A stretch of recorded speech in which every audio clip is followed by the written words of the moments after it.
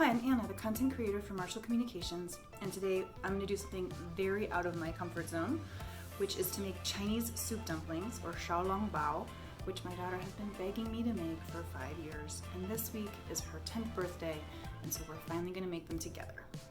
Chinese soup dumplings are this really unique dumpling where you create an aspic beforehand, and then you add these little flavorful cubes of aspic into the dumpling before you steam it. So then when you bite it, this amazingly flavorful broth kind of fills your mouth, and it's like no other experience you can have. So I don't expect mine to look like the proper dumpling. I'm probably gonna make things that look like pierogies, but I think we're gonna have some fun and we're gonna learn a lot. And let me get my little sous chef and we'll get started. So the first thing we have to do is make the aspic, which involves 400 grams of pork skin that we're gonna blanch to get rid of the bad smell. And then we're gonna scrape the fat off of it, and then we can cook it down into broth.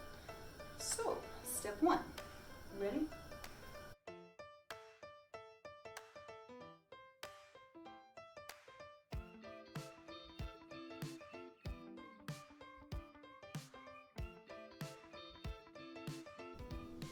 Since this part's hot, I'm gonna do it and not let Cadence do it. But I'm straining the broth, and I'm using some cheesecloth because then we get all the particulates out. And when it cools, it's gonna be the aspic that we're gonna cube up and put into the dumpling mixture, which we're gonna do tomorrow. So I think it's gonna be pretty good.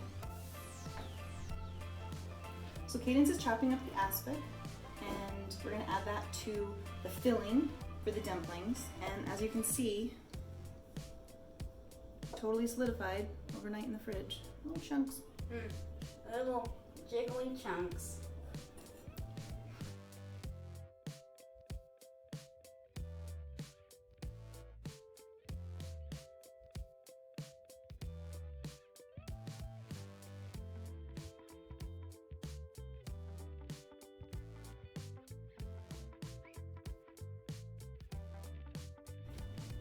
So we've kneaded the dough until it's smooth, and now we're gonna let it rest for half an hour, and then we knead it more, and then we let it rest again, and eventually we can get to making the dumplings. I'm rolling this out, and then I'm pulling it a bit, and then rolling it out.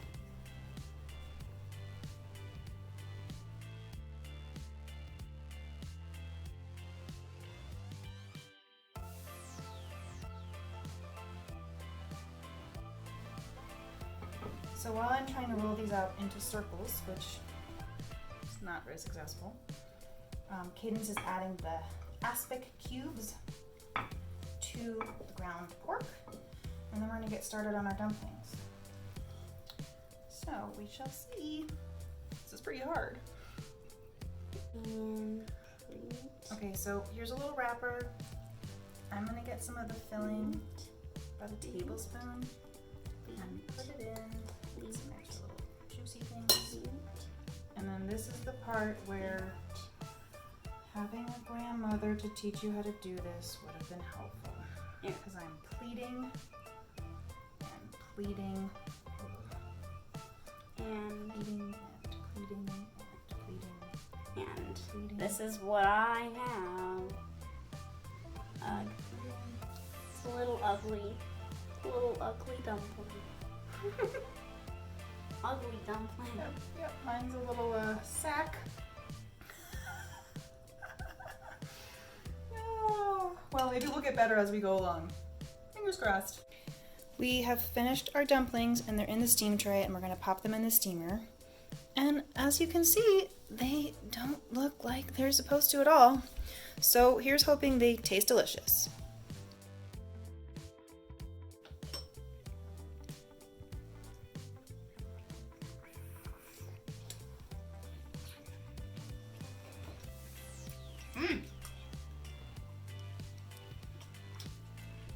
We did it right.